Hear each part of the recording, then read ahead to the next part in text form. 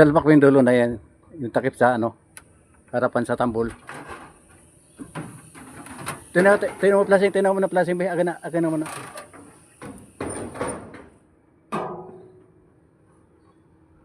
Salpak ko na sa harapan to.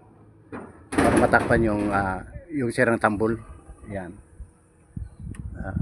Balutin na ng pinisit yung kahoy na sirang tambol. Ilapat mo sa taas, ilapat mo sa taas.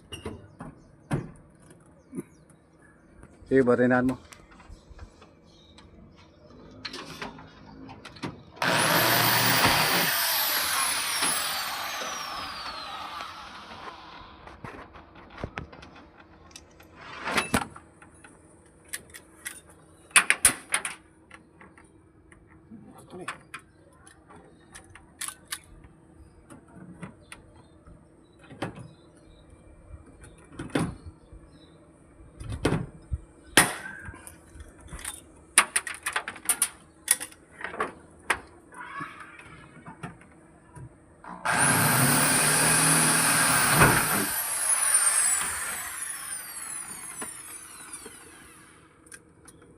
Gamitan nila ng blind rivets kasi ang kahoy bulok na yan.